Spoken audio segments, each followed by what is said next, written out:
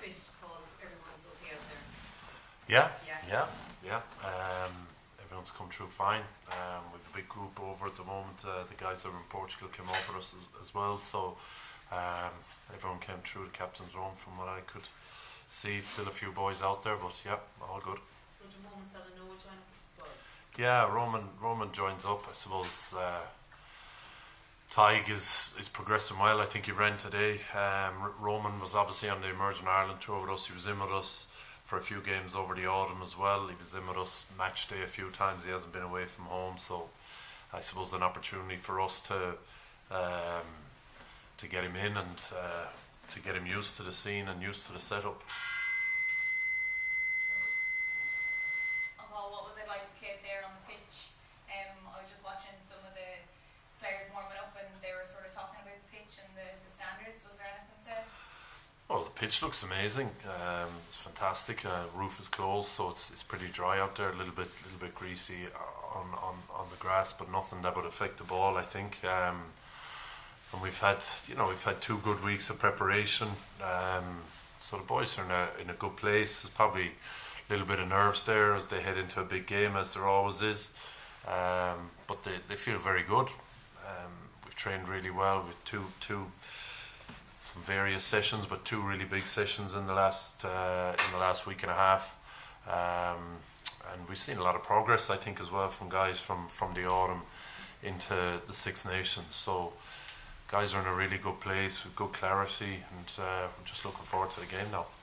And for you personally to come back to the Principality Stadium, you've obviously had many memories here as a player. What's it like to walk out on the pitch? Yeah, it's lovely. I mean, I was here 2 years ago when I started the job, and it was, unfortunately, we were in the middle of the pandemic, so there was no one in the stadium. It's an incredible place.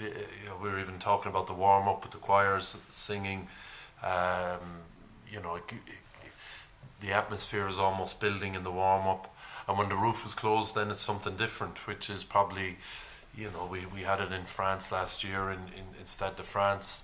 It seems that a lot of the atmospheres in the autumn were pretty rowdy as well, and it's going to head into the World Cup like that as well. So it's a brilliant, I suppose, opportunity and experience for the lads to experience something special. I suppose with Warren Gatland back for Wales as well, it probably adds to the Welsh crowd's anticipation. So it's a brilliant stadium to play in. Whether you're playing for your province here or whether you're playing for your country, it's an amazing stadium to play in, and it's one of the days of your career that the players have to cherish. It's only when you're kind of retired you realise how special it is to go away from home, play for Ireland, and play in the Millennium Stadium against Wales in a packed Millennium Stadium. It's one of the best days of your life. It's only when you're retired and they're gone, you realise how good they were. So hopefully we have a good day tomorrow. I know it's going to be tough, but hopefully we have a good day tomorrow. How difficult a place is it though to come to kick off a tournament, knowing that you could gather that momentum for the next number of games, but also if you don't win tomorrow, you're playing catch up straight away? Oh, that's the reality of it. Like we've gotten really, it seems, international rugby, the top teams have gotten closer and closer over the last number of years, and there's very little between teams.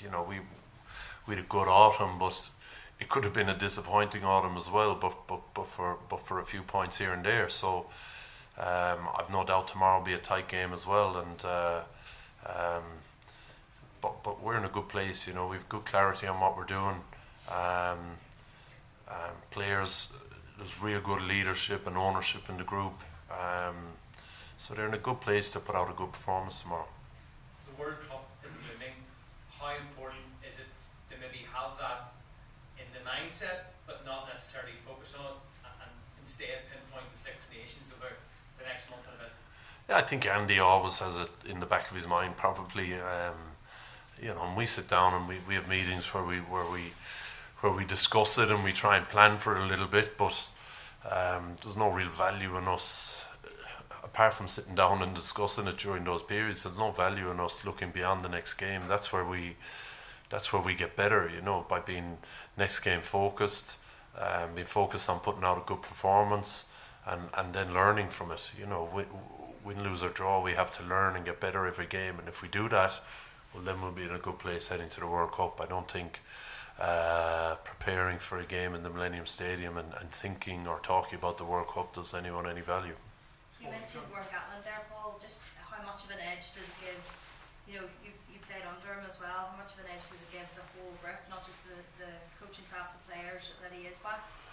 Yeah, I suppose he brings clarity. I mean, one of the things I remember 2009 tour, obviously, you know, Sir Ian McGeechan was the head coach, but Gats was heavily involved as well, and we'd real clarity on how we were going to play very, very quickly. You know, we didn't have that probably in 2005. You know, we were trying to please everyone a little bit, whereas Gats and Ian from their time in Wasps probably knew exactly how they wanted to play, and they were able to get that across to the players really quickly. And you know, I think one of the most important things in a physical game is having clarity on how you're going to play the game, so that you can be physical when you do play it. And that's one of the strengths that Warren Gatland's teams have, I feel. Yeah, so you feel it can be, even though he's just in, that he can make a big difference already? Well, yeah, that's what I found on the lines. You know, it was one of the biggest. It was one of the biggest things I noticed that was that we had a very clear game plan very early on, and we knew exactly what we were doing really early on. And I'd imagine that's the formula he'll be going for with Wales now, and particularly when they haven't had as much time. And you know, you can layer things on as you go along, but he'll bring clarity to what they're doing, and that's a really important part of rugby. All the talk yesterday, Paul, was turning it into a good old-fashioned physical tussle. Is that what you're expecting? And if you get tied in, how long do you think it'll stay that way before you can maybe break out of it? Well, I think it's going to be a physical tussle. Every game in this competition is going to be a physical battle. It's part and parcel of the game. And you got to be prepared for that, and you got to be looking forward to it. You know, I think it's a strength of ours, and it's a strength of Wales's as well. Any concerns about your front five? No concerns about our front five.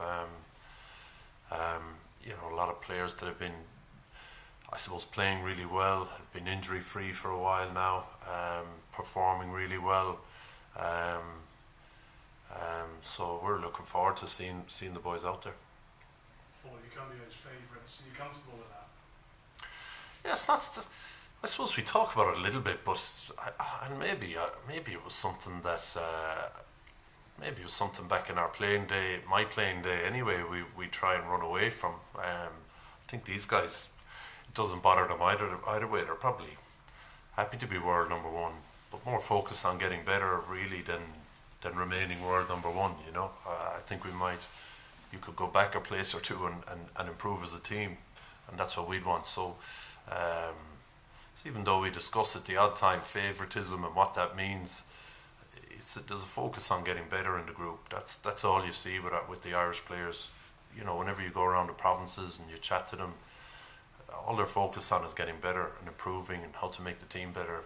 You know, there's a really good leadership group here that, you know, I suppose they've cracked. You'll never have cracked the anxiety piece around the big games. You know, there's always a little bit there, but they've cracked focusing on the performance and getting a good performance and I suppose seeing where that leaves us rather than being too worried about winning or losing.